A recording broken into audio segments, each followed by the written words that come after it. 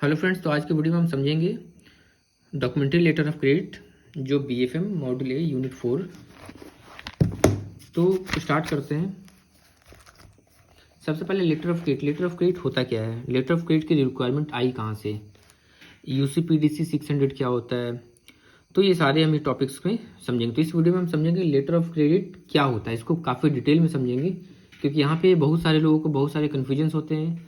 Advising bank कौन होता है, कन्फर्मिंग बैंक कौन होता है, इंपोर्टर कौन है, एक्सपोर्टर कौन है, इशूइंग बैंक का क्या रोल है। तो ये सारे को हम बहुत डिटेल में समझेंगे। तो सबसे पहले हम ये जानते हैं कि लेटर ऑफ क्रेडिट की रिक्वायरमेंट आई क्यों। अगर सपोज कीजिए, मैं आपको ये समझाता हूँ,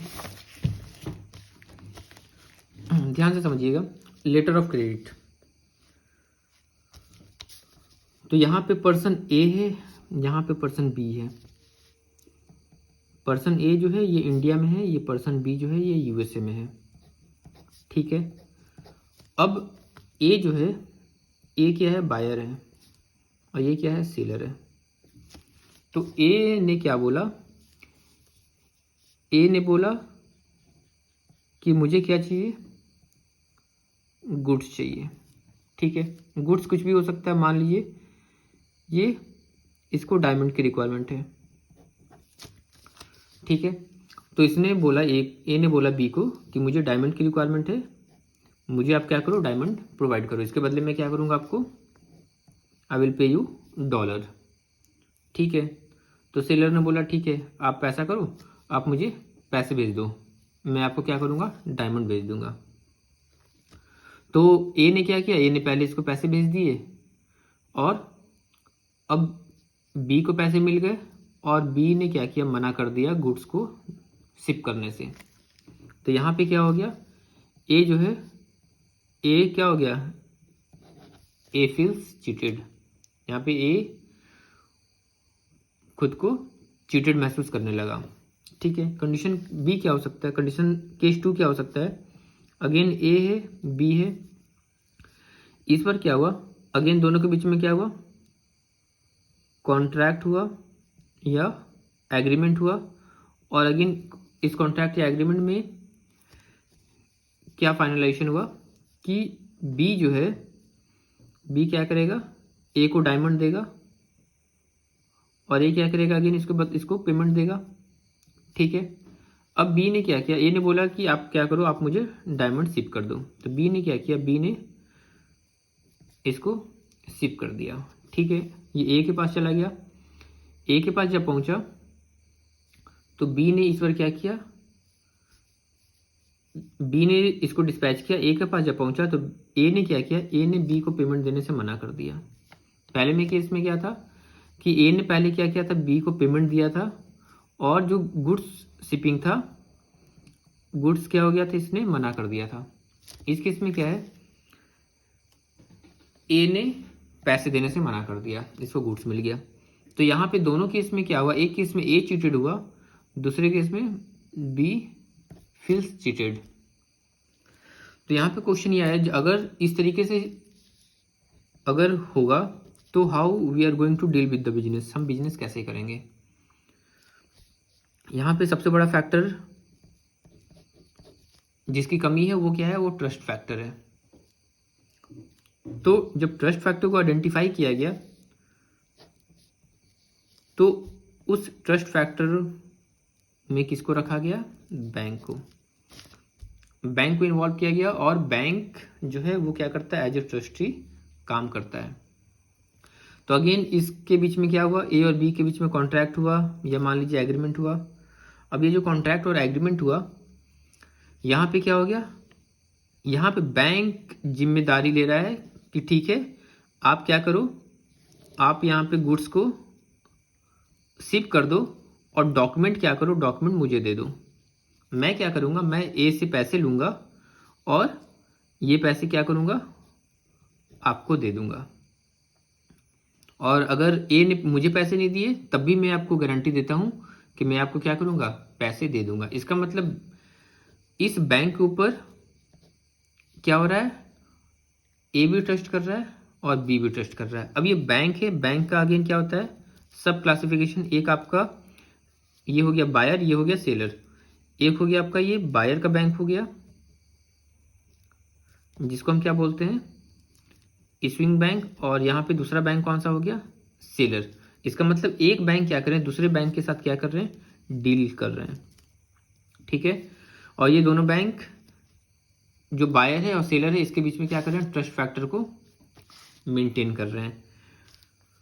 तो यहाँ पे जो सेलर है, सेलर ने क्या किया, इसके जो बैंक है इसको हम बोलते हैं, मान लीजिए बेनिफिशियरी बैंक। ठीक है। अब बेनिफिशियरी बैंक का नेचर क्या हो सकता है, वो एडवाइजिंग बैंक हो सकता है। इसको हम आगे समझते हैं।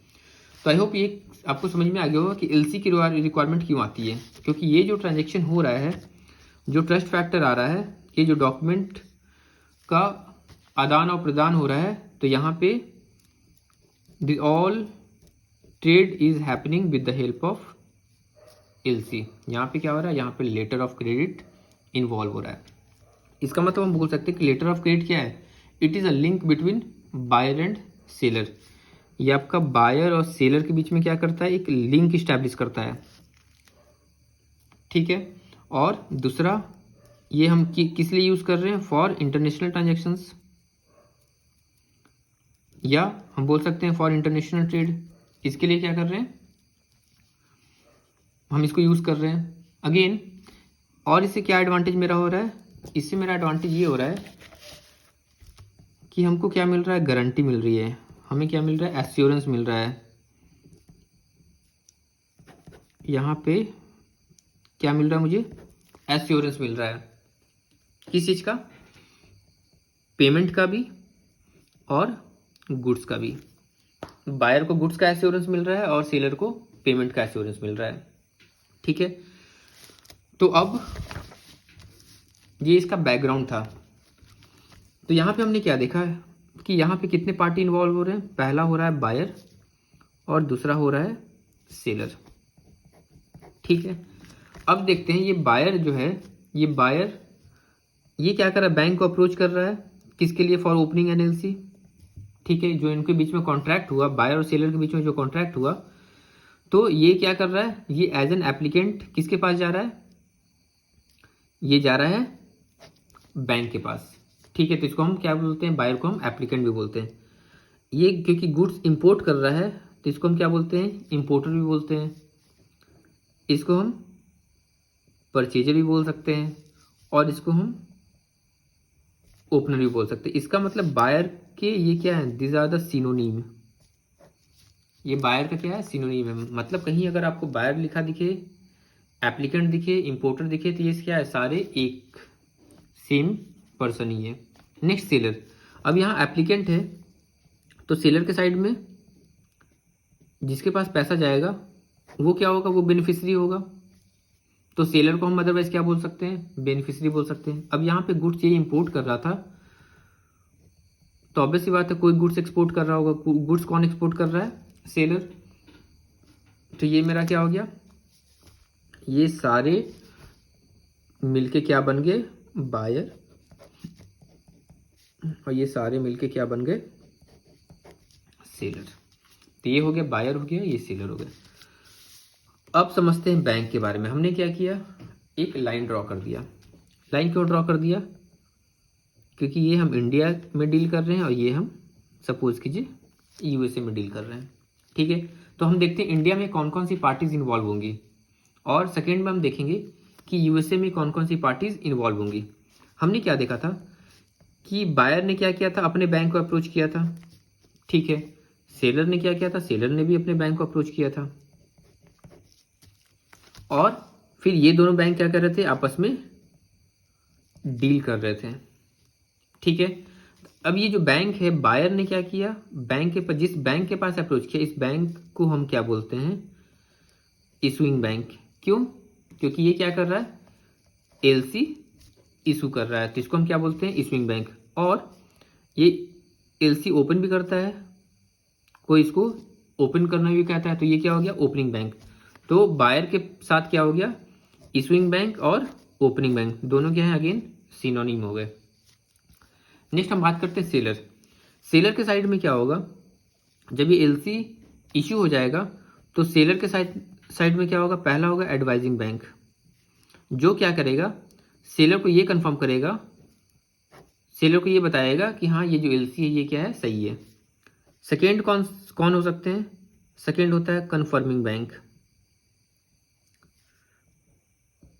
कन्फर्मिंग बैंक कौन होंगे, जो क्या करेगा, कंफर्म करेगा एलसी को। ये आपका एडवाइजिंग बैंक भी हो सकता है या कोई दूसरा बैंक हो सकता है, ठीक है। नेक्स्ट, और कौन से बैंक इन्वॉल्व हो जाएंगे इसमें, नेगोशिएटिंग बैंक। नेगोशिएटिंग बैंक कब इन्वॉल्व होंगे, जब कंडीशंस ऐसा हो जाएगा जहाँ पे आपका जो सेलर है उसको इमीडिएट पैसे की ज़रूरत है और वो एडवाइजिंग बैंक के पास तुरंत अप्रोच नहीं कर पा रहा है या अप्रोच नहीं करना चाहता है, या कन्फर्मिंग बैंक के पास अप्रोच नहीं करना चाहता है, तो उस केस में क्या करेगा, एक ये क्या करता है, ये तीसरे बैंक के पास जाता है, वो क्या होता है, नेगोशिएटिंग बैंक। तो यहाँ पे हम देख रहे हैं ये एडवाइजिंग बैंक ही आपका नेगोशिएटिंग बैंक हो सकता है, कन्फर्मिंग बैंक ही आपका नेगोशिएटिंग बैंक हो सकता है। और चौथा हो गया आपका रीइंबर्सिंग बैंक। रीइंबर्सिंग बैंक का कॉन्सेप्ट कब आएगा, रीइंबर्सिंग बैंक का कॉन्सेप्ट तब एराइज होगा जब इशूइंग बैंक है, इशूइंग बैंक और जो सेलर का बैंक है, इशूइंग बैंक और सेलर का बैंक है, ये डायरेक्टली क्या कर रहा है, इसके साथ डील नहीं कर पा रहा है। क्यों नहीं डील कर पा रहा है, क्योंकि इस बैंक का इस बैंक में नॉस्ट्रो अकाउंट नहीं है। सो इन दैट केस क्या होगा, रीइंबर्सिंग बैंक का कंसेप्ट आएगा। अब एक एक करके हम सारी को समझते हैं। तो आई होप यहाँ तक आपको क्लियर हो गया होगा। तो यहाँ पे हमने देखा ये लेफ्ट हैंड साइड में मेरे कौन कौन से हो गए, एक बायर हो गया और एक मेरा इशूइंग बैंक हो गया या ओपनिंग बैंक हो गया। राइट हैंड साइड में मेरे कौन कौन से हो गए, राइट हैंड साइड में मेरे सेलर हो गए और एडवाइजिंग बैंक हो सकता है, कन्फर्मिंग बैंक हो सकता है, नेगोशिएटिंग बैंक हो सकता है और रीइंबर्सिंग बैंक हो सकता है, ठीक है। अब इस पूरे प्रोसेस को समझते हैं। अगर ये पूरा प्रोसेस आपने समझ लिया तो आपको कोई भी क्वेश्चन सॉल्व करने में कोई भी परेशानी नहीं आएगी। तो इसको बहुत ही ध्यान से समझते हैं। ये है मेरा बायर और ये है मेरा सेलर। अब हम स्टेप बाय स्टेप क्या करते हैं, मूव करते हैं, ठीक है।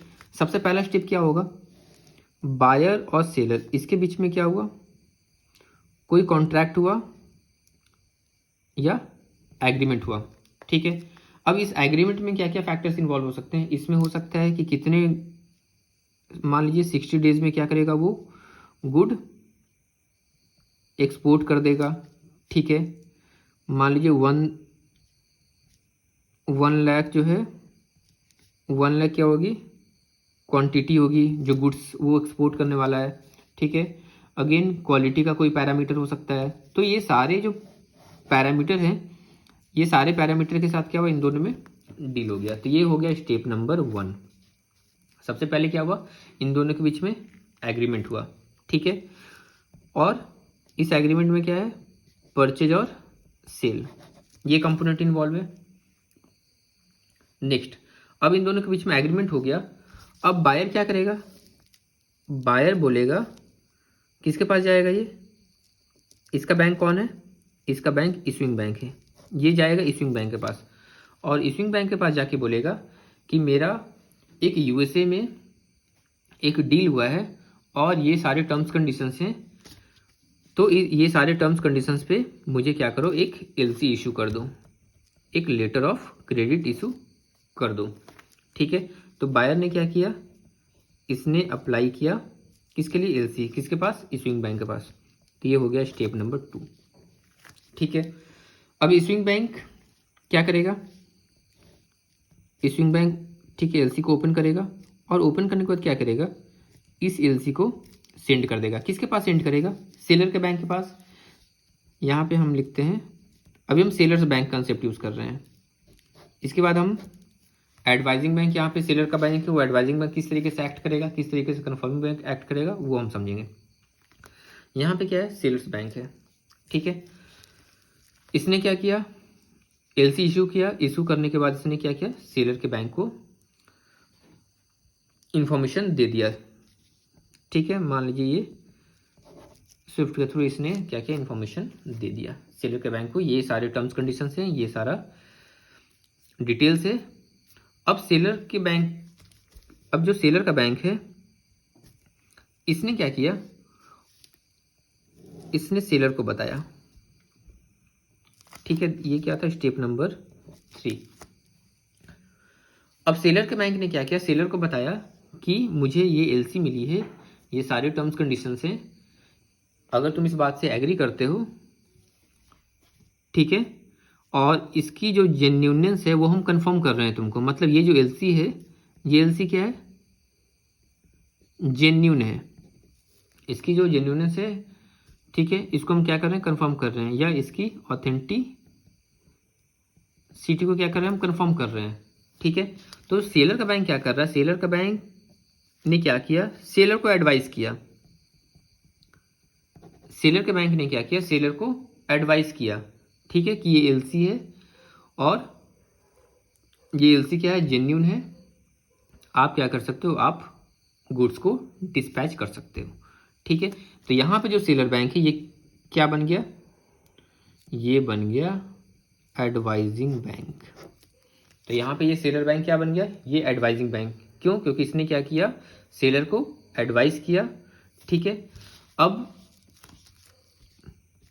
जब इसने एडवाइस किया सेलर, और इसने बोला कि हम क्या करेंगे, आपको पेमेंट करेंगे। ठीक है, हम क्या करेंगे, आपको पेमेंट करेंगे।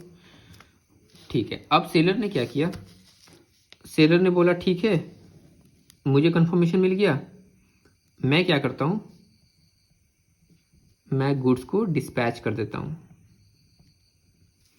या मैं क्या कर रहा हूं, गुड्स को शिपिंग कर देता हूं। कहां पे शिपिंग कर देता हूं, इंडिया में। ठीक है, ये मेरा क्या है, यूएसए। मैंने क्या किया, सेलर ने बोला कि मैं गुड्स को अब क्या कर देता हूं, शिपिंग कर देता हूं, क्योंकि मेरा जो बैंक है उसने क्या किया, कंफर्म कर दिया कि सब कुछ ओके है। ठीक है, and I will get the payment. तो यहाँ पे ये क्या हो गया, ये ट्रस्टी हो गया, इसने क्या किया, इसको कंफर्म किया, इसने बोला कि हाँ हम आपको क्या करेंगे, पेमेंट करेंगे, आप अपना क्या कीजिए, गुड्स को शिप कर दीजिए। अब शिपिंग मान लीजिए ये थ्रू शिप करता है या थ्रू एयर मोड करता है, जैसे ये कन्वीनियंस होगा, जैसा ये कॉस्ट इफेक्टिव होगा, उसके हिसाब से ये देखेगा, और जो एग्रीमेंट है कितना टाइम में पहुंचना है, वो सारे फैक्टर्स को काउंट करके सेलर क्या करेगा, ये गुड्स को डिस्पैच करेगा। तो ये क्या हो गया, स्टेप नंबर 5। ठीक है, गुड्स डिस्पैच हो गया। अब जब गुड्स डिस्पैच हुआ तो इसके डॉक्यूमेंट को क्या करेगा, सेलर बोलेगा मैंने गुड्स को डिस्पैच कर दिया है, अब ये लो मेरा डॉक्यूमेंट। इसने क्या किया, अपने डॉक्स को हैंडओवर किसको कर दिया, सेलर के बैंक को कर दिया। This is step number 6। इसने क्या किया, गुड्स को डिस्पैच किया, गुड्स को डिस्पैच करने के बाद जो डॉक्यूमेंट्स हैं उसने क्या किया, सेलर के बैंक को दे दिया, या अब एडवाइजिंग बैंक बोलते हैं, इसने क्या किया, एडवाइजिंग बैंक को डॉक्यूमेंट दे दिया। ठीक है, अब जब इसको डॉक्यूमेंट मिल गया तो सेलर के बैंक ने क्या किया, सेलर के बैंक ने इश्यूइंग बैंक को बोला कि मेरे क्लाइंट ने गुड्स को डिस्पैच कर दिया है, और ये इसका क्या है, दिस इज स्टेप नंबर 7, ये इसका क्या है, ये लो डॉक्यूमेंट्स, ये लो इसका डॉक्यूमेंट्री प्रूफ। ठीक है, डॉक्यूमेंट्स क्या आइडेंटिफाई कर रहा है, this is basically documentary proof. ठीक है, क्योंकि बैंक क्या करते हैं, पेपर्स में डील करते हैं, तो ये डॉक्यूमेंट्री प्रूफ हो गया कि हाँ गुड्स जो है वो डिस्पैच हो चुका है। ठीक है, तो ये स्टेप नंबर 7 हो गया। अब इश्यूइंग बैंक के पास क्या आ गया, डॉक्यूमेंट्स आ गए। अब इश्यूइंग बैंक क्या करेगा, ये बायर को बोलेगा कि देखो ऐसा है, मेरे पास डॉक्यूमेंट्स आ चुके हैं, अब तुम क्या करो, तुम हमको पेमेंट कर दो। ठीक है, तो बायर क्या करेगा, बायर इश्यूइंग बैंक को पेमेंट कर देगा। ठीक है, इसने क्या किया, इसने इसको डॉक्यूमेंट हैंडओवर किया, और इसके बदले इसने क्या किया, डॉलर पे कर दिया। So this is step number 8। अब इसको बायर ने पैसे दे दिए इश्यूइंग बैंक को। अब इश्यूइंग बैंक ने क्या किया, इश्यूइंग बैंक ने क्या किया, इस डॉलर को किसको दे दिया, सेलर के बैंक को। ठीक है, ये क्या किया इसने, डॉलर जो है वो सेलर के बैंक को दे दिया। और सेलर के बैंक ने क्या किया, सेलर बैंक मतलब एडवाइजिंग बैंक, एडवाइजिंग बैंक इसने क्या किया, एडवाइजिंग बैंक को पैसे दे दिए। ठीक है, अब एडवाइजिंग बैंक क्या करेगा, एडवाइजिंग बैंक जो है ये पैसे किसको दे देगा, ये पैसे इसने दे दिया सेलर को। तो इस तरीके से ये जो पूरा प्रोसेस है, ये पूरा प्रोसेस ये जाके क्या हो रहा है, कंप्लीट हो रहा है। तो आई होप आपको यह समझ में आ गया होगा कि किस तरीके से एलसी जो है वो वर्क करता है। तो यहाँ पे हमने ये समझा कि एडवाइजिंग बैंक का क्या रोल है। एडवाइजिंग बैंक ने क्या किया, बेसिकली इसने ये एडवाइस किया किसको, सेलर को एडवाइस किया कि हाँ यू कैन प्रोसीड फर्दर। ठीक है, next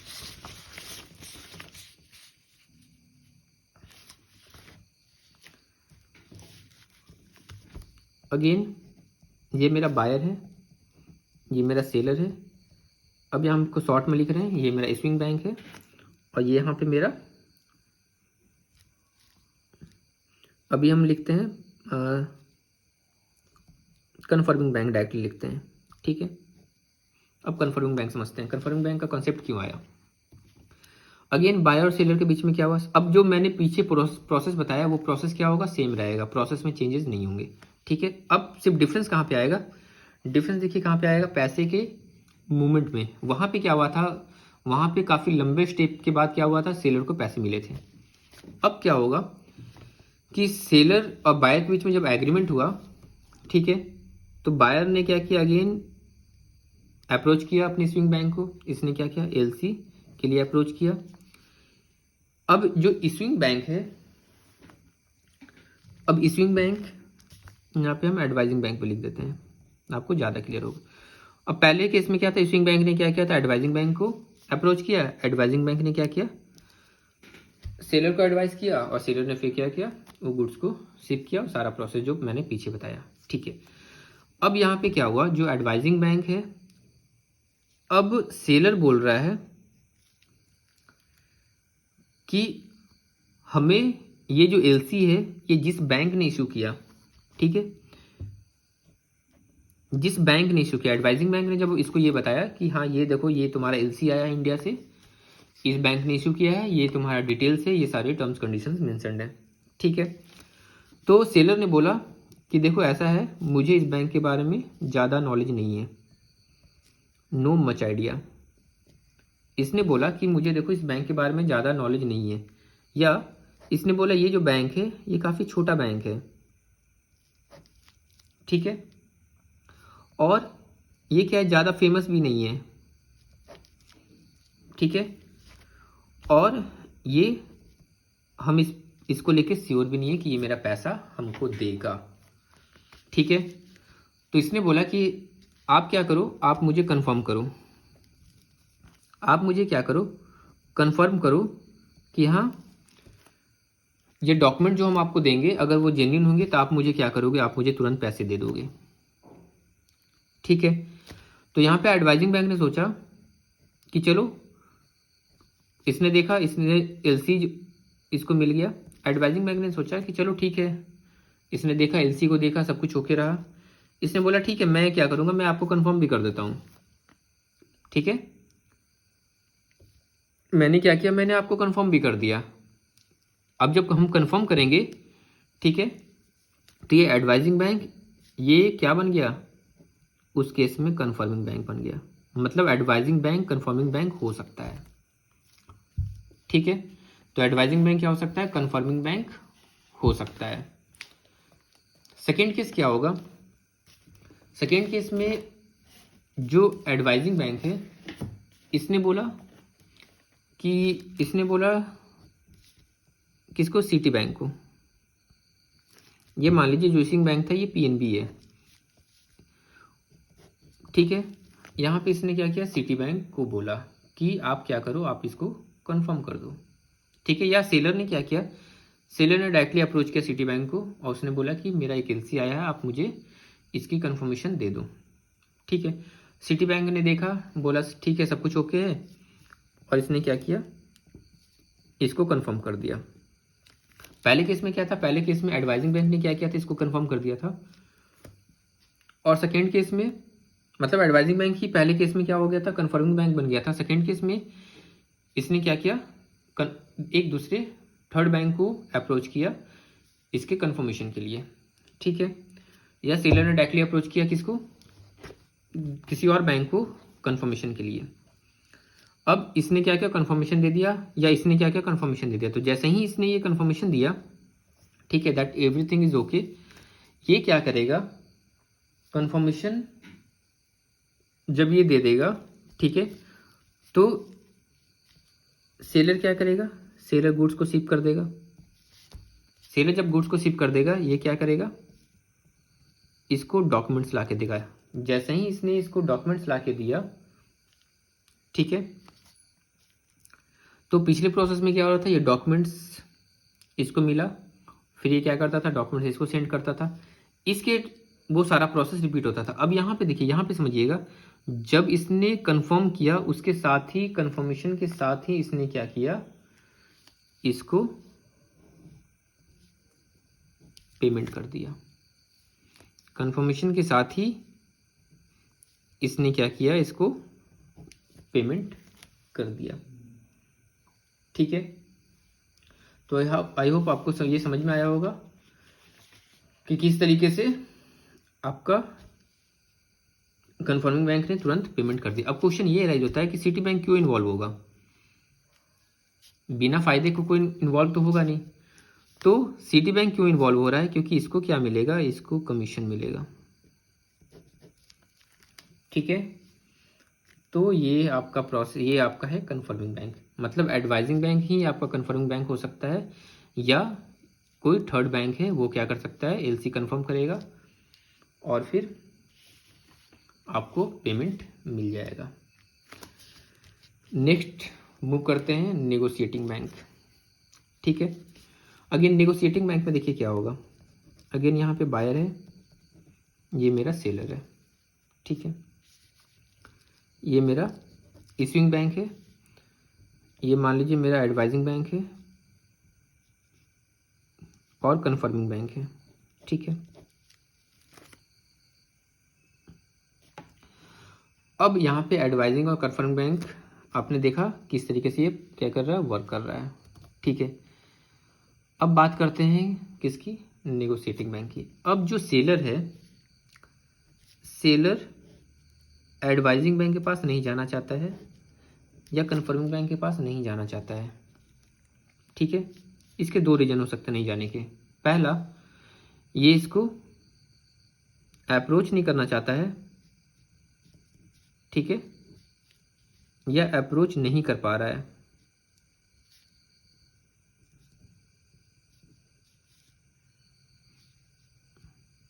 not able to go, ठीक है। एक अप्रोच नहीं कर पा रहा है, एक अप्रोच नहीं करना चाहता है। तो इन दोनों केस में सेलर बोलेगा कि ठीक है, हम क्या करेंगे, हमको एक नेक्स्ट बैंक की रिक्वायरमेंट है। उस बैंक का नाम क्या है, नेगोशिएटिंग बैंक। ये क्या करेगा, ये नेगोशिएटिंग बैंक के पास जाएगा, ठीक है। नेगोशिएटिंग बैंक क्या करेगा, अगेन एलसी को देखेगा, उसके डिटेल्स को, उसके जेन्युइनिटी को कंफर्म करेगा और इसको क्या करेगा, पेमेंट कर देगा, ठीक है। और हम ऐसे भी समझते हैं कि ये जो सेलर है, सेलर क्या है, सेलर मान लीजिए अपने प्लेस से 1000 किलोमीटर ये दूर है, 1000, ये मान लीजिए सेलर न्यूयॉर्क में है, ठीक है, और न्यूयॉर्क में रिसाइड करता है और न्यूयॉर्क से ये 1000 किलोमीटर क्या है, अवे है, ठीक है। अब ये अपने एडवाइजिंग बैंक या कन्फर्मिंग बैंक के पास अप्रोच नहीं कर पा रहा है, तो ये क्या करेगा, ये जाएगा नेगोशिएटिंग बैंक के पास, ठीक है, जो इसको इजीली अवेलेबल हो रहे हैं। नेगोशिएटिंग बैंक के पास जाएगा, बोलेगा कि देखो ऐसा है, मेरे ये डीलिंग हुई है, ठीक है, मुझे $5000 मिलने हैं, मुझे क्या चाहिए, इसका पेमेंट तुरंत चाहिए। तो नेगोशिएटिंग बैंक क्या बोलेगा, ठीक है ऐसा है, हम तुमको पेमेंट कर देंगे, but I will charge commission. हम क्या करेंगे, आपको कमीशन अपना काट के पेमेंट करेंगे, ठीक है। तो ये 5000 था, तो इसके बदले इसने क्या किया, $4900 पेमेंट किया। तो इसने बोला, सेलर बोला ठीक है अभी मुझे अर्जेंट है, तो ये डील मैं एक्सेप्ट कर लेता हूँ। तो यहाँ पे क्या हो गया, यहाँ पे आपका नेगोशिएटिंग बैंक का कॉन्सेप्ट अराइज होता है। ठीक है, इसका मतलब क्या हो गया कि नेगोशिएटिंग बैंक क्या करता है, ये नेगोशिएट करता है डॉक्यूमेंट को और बेनिफिशियरी को क्या करता है, पे करता है। ठीक है, इसने क्या किया था, सेलर ने जो डॉक्स दिया था इसको नेगोशिएट किया और इसके बदले में इसने क्या किया, इसको पेमेंट किया। ठीक है, तो ये बन गया मेरा नेगोशिएटिंग बैंक। ठीक है, बाकी बैंक फिर क्या करेगा, अपना इश्यूइंग बैंक से वो पेमेंट लेते रहेगा। नेक्स्ट आपका जो लास्ट कंसेप्ट है वो है आपका इंटरमीडियरी बैंक। ये मेरा बैंक हो गया, सॉरी ये बायर हो गया, ये सेलर हो गया, ये इश्यूइंग बैंक हो गया। अब यहाँ पे हम बात कर रहे हैं किसकी,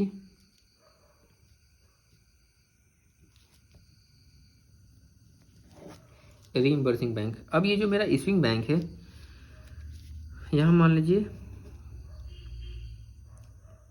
ये सिटी बैंक है। तो इश्यूइंग बैंक के पास क्या है, इश्यूइंग बैंक का सिटी बैंक में कोई नॉस्ट्रो अकाउंट नहीं है। ठीक है, इश्यूइंग बैंक का सिटी बैंक में कोई भी नॉस्ट्रो अकाउंट नहीं है। तो ये क्या करेगा, ये एक थर्ड पार्टी फिर दूसरे बैंक को क्या करेगा, अप्रोच करेगा। ठीक है, जहाँ पे इसका अकाउंट है या जहाँ से ये डील कर सकता है। ठीक है, तो ये बैंक रीइंबर्सिंग बैंक क्या करेगा, ये इश्यूइंग बैंक के बिहाफ पे क्या करेगा, सिटी बैंक से डील करेगा। ठीक है, तो ये हो गया आपका रीइंबर्सिंग बैंक। तो आई होप आपको ये सारे कंसेप्ट समझ में आए होंगे। डिफरेंट टाइप्स ऑफ जो पीपल इन्वॉल्व हो रहे हैं वो सारे मैंने एक्सप्लेन कर दिया। अब हम समझते हैं बुक से जो इसमें स्टेटमेंट लिखा हुआ है। ठीक है, अब इसमें देखिए आपको काफ़ी आसानी से सारी चीज़ें समझ में आ जाएंगी। A letter of credit is, इसको हम क्या बोलते हैं, डॉक्यूमेंट्री क्रेडिट। क्यों, क्योंकि हम डॉक्यूमेंट दे रहे हैं, उसके बदले में हमें क्या मिल रहा है, I am getting the credit. So letter of credit को हम डॉक्यूमेंट्री क्रेडिट भी बोलते हैं। So it is very common and familiar instrument. क्यों यूज़ करते हैं, for trade settlements across globe. हम क्या करते हैं, ट्रेड सेटलमेंट के लिए इसको यूज़ करते हैं। ठीक है, किसके बीच में ये लिंक इस्टेब्लिश करता है, बायर और सेलर के बीच में। और ये क्या करता है, इंटीग्रिटी क्या करता है, डेवलप करता है। ठीक है, क्यों, क्योंकि इसमें बैंक क्या कर रहा है, अंडरटेकिंग कर रहा है कि हाँ हम तुमको क्या करेंगे, पेमेंट कर देंगे। ठीक है, so for international trade where buyer and sellers are far apart in two different countries, जहाँ पे बायर और सेलर काफ़ी दूर हैं एक दूसरे से और even continents. So in that case letter of credit acts as a most convenient instrument. ये सबसे कन्वीनियंट इंस्ट्रूमेंट है जिससे काफ़ी आसानी से क्या हो जाती है, दोनों के बीच में ट्रांजेक्शन कंप्लीट हो जाती है। ठीक है, अब जब एलसी हम ऑपरेट कर रहे हैं तो ऑब्वियस बात है इसके लिए एक सेट ऑफ गाइडलाइंस चाहिए, एक set of rules and terms and condition चाहिए जिसको क्या करेगा, बैंक फॉलो करेगा। ठीक है, तो इसके लिए क्या हुआ, 1919 में इंटरनेशनल चैम्बर्स ऑफ कॉमर्स, ठीक है, इस्टेब्लिश हुआ। तो इंटरनेशनल चैम्बर्स ऑफ कॉमर्स जो 1919 में इस्टेब्लिश हुआ, जिसका हेडक्वार्टर कहाँ पे, पेरिस में है, इसने क्या किया, इसने यूनिफॉर्म रूल्स एंड प्रोसीड्यूर्स क्या किया, इवॉल्व किया। ठीक है, किस लिए, for issuance and handling of transactions under letter of credit. तो आईसीसी ने क्या किया, एक सेट ऑफ गाइडलाइंस बनाया, एक set of rules and regulations बनाया, एक सेट ऑफ प्रोसीड्यूर्स बनाया जिसको फॉलो करते हुए क्या करना है, आप एलसी दूसरे बैंक को आप दे सकते हैं। ठीक है, ताकि जो ट्रांजेक्शन है उसको इफेक्टिवली किया जा सके। अब ये जो रूल्स एंड रेगुलेशंस, ऑब्वियस बात है, जैसे इंडिया में क्या है, रूल्स एंड रेगुलेशंस कहाँ पे नोट डाउन है, कॉन्स्टिट्यूशन में। कॉन्स्टिट्यूशन आपको बताता है कि आपके फंडामेंटल राइट्स क्या है, आपके फंडामेंटल ड्यूटीज क्या है और आपके पास क्या क्या राइट्स अवेलेबल हैं, आप क्या कर सकते हैं, क्या नहीं कर सकते हैं, लॉ किसको परमिट करता है, किसको प्रोहिबिट करता है, ये सारे आपको नोट डाउन किए हुए हैं। इसी तरीके से यहाँ पे UCPDC, uniform custom and practices for documentary credit. So uniform custom and practices for documentary credit, तो ये बेसिकली क्या है, this is basically rules and procedures. आपने देखा होगा UCPDC 600 लिखा हुआ है, so that is the latest version of rules and procedures. और ये जो UCPDC है ये कब आया था? 1933 में, ठीक है। और इसको टाइम के साथ जैसे जैसे आपका इवॉल्वमेंट होता है उसके साथ इसको क्या किया गया, मॉडिफाई किया गया, ठीक है। और फाइनली जो हम आज के टाइम में यूज़ कर रहे हैं, जो 2007 में लास्ट मॉडिफिकेशन हुआ था, लास्ट रिवीजन हुआ था, सो उसमें UCPDC 600 आया था, जो गाइडलाइंस आई थी, जिसको हम क्या कर रहे हैं आज के टाइम में यूज़ कर रहे हैं, ठीक है। अब यहाँ पे देखते हैं कितने पार्टीज इन्वॉल्व होते हैं, ये आपको सारी चीज़ें समझ में आ जाएंगी। So documentary credit or letter of credit can be defined as a signed or an authenticated instrument. ये क्या है? साइंड है या ऑथेंटिकेटेड इंस्ट्रूमेंट है। कौन इशू कर रहा है? बाय द बायर्स बैंकर, ठीक है। मैं आपको दिखा देता हूँ, यहाँ देखिए, ये जो इशूइंग बैंक था ये क्या कर रहा था? LC को इशू कर रहा था, ठीक है। बायर का बैंकर है ये। So instrument used by the buyer's banker embodying and undertaking to pay to the seller. और ये क्या कर रहा है? थ्रू LC ये अंडरटेक कर रहा है that I will pay to the seller a certain amount of money, ठीक है। अब यहाँ जो बायर है, आप समझिएगा, जो इशूइंग बैंक है, बायर ने क्या किया? इशूइंग बैंक को अप्रोच किया। अब इशूइंग बैंक के पास दो ऑप्शन, या तो ये क्या करे, सेलर को डायरेक्टली अप्रोच करे या किसी और बैंक के थ्रू अप्रोच करे। तो सेलर के पास डायरेक्टली अप्रोच करना is not an easy task, क्योंकि ये दूसरे कंट्री में रिसाइड कर रहा है, ठीक है। तो इसके लिए सबसे बेस्ट मीडियम क्या है? बैंक। तो ये क्या कर देगा? इस बैंक के साथ डील करता है, ठीक है। सो ये क्या करता है? अंडरटेकिंग देता है to pay to the seller certain amount of money, ठीक है।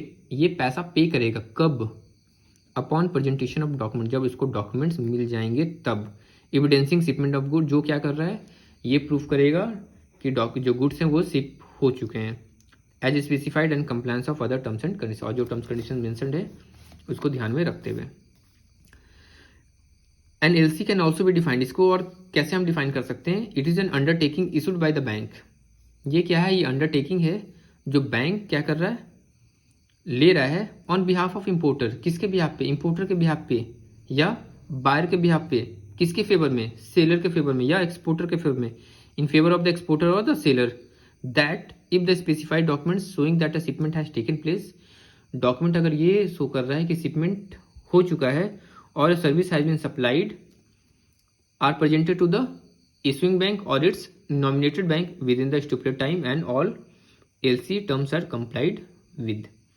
तो ये क्या करेगा? एक्सपोर्टर और seller will be paid the amount specified. तो इसको जो अमाउंट लिखा होगा, जो अमाउंट डिस्कस हुआ होगा, वो अमाउंट क्या करेंगे? इसको पे कर देंगे। तो आई होप आपको ये डिफिनेशन बहुत अच्छे से क्लियर हो गया होगा। अब देखते हैं कितने पार्टीज इन्वॉल्व होते हैं। पहला बायर और इम्पोर्टर, ठीक है, जिसके बिहाफ में क्या होता है? LC ओपन होता है, मैंने आपको बताया था। ये आपका हो गया बायर, ठीक है, जिसको हम ये सारे डिफरेंट नाम से जानते हैं, buyer, applicant, importer, purchaser, opener, ठीक है। दूसरा सेलर और एक्सपोर्टर। दूसरा हो गया आपका सेलर, जो बेसिकली क्या है? जो बेनिफिशियरी है, ठीक है। यहाँ पे जो मैंने आपको बताया था, सेलर ही क्या है? बेनिफिशियरी है, यही क्या है? एक्सपोर्टर है। तीसरा ओपनिंग बैंक। ओपनिंग बैंक कौन है? बायर का बैंक। बायर बैंक क्या करता है? LC को इस्टेब्लिश करता है। नेक्स्ट आपका एडवाइजिंग बैंक। एडवाइजिंग बैंक ये कहाँ पे होगा? सेलर की कंट्री में होगा, ठीक है। ये क्या करता है? Acts as an agent. ये क्या करता है? एज ए एजेंट क्या कर रहा है? काम कर रहा है of the issuing bank and authenticates and advises the. ये क्या करता है? LC की ऑथेंटिसिटी चेक करता है और LC को क्या करता है? एडवाइस करता है। किसको? सेलर को, ठीक है। Next confirming bank. Confirming bank क्या करेगा? हु अंडरटेक्स टू पे on behalf of the issuing bank, ठीक है। यहाँ पे मैंने आपको बताया एडवाइजिंग बैंक ही कन्फर्मिंग बैंक हो सकता है, या ये कोई दूसरा बैंक होगा जो क्या कर रहा है? अंडरटेकिंग ले रहा है, ठीक है, दैट आई विल पे you the amount. Next negotiating और नॉमिनेटेड बैंक। नेगोशिएटिंग और nominated bank, who negotiate the LC। ये क्या करता है? LC को नेगोशिएट करता है और बेनिफिशियरी को क्या करता है? पेमेंट दे देता है। और लास्ट में है रीइंबर्सिंग बैंक, हु रिइंबर्सेस द नेगोशिएटिंग और कन्फर्मिंग बैंक। ये क्या करता है? नेगोशिएट करता है। ये क्या करता है? रीइंबर्स करता है किसको? नेगोशिएटिंग बैंक को या फिर कन्फर्मिंग बैंक को। तो यहाँ पे हमने क्या देखा था, एडवाइजिंग बैंक, कन्फर्मिंग बैंक और नेगोशिएटिंग बैंक, ये तीनों क्या हो सकते हैं, ये तीनों सेम हो सकते हैं। तो ये काफ़ी इंपॉर्टेंट क्वेश्चन है। एडवाइजिंग बैंक, कन्फर्मिंग बैंक और नेगोशिएटिंग बैंक, ये तीनों क्या हो सकते हैं, सेम हो सकते हैं। तो इसके साथ ये एलसी का जो बेसिक्स है ये आपको आई थिंक क्लियर हो गया होगा। नेक्स्ट जो हमारा वीडियो होगा सेकेंड पार्ट, उसमें हम डिस्कस करेंगे types of letter of credit. तो मिलते हैं आपसे नेक्स्ट वीडियो में। धन्यवाद।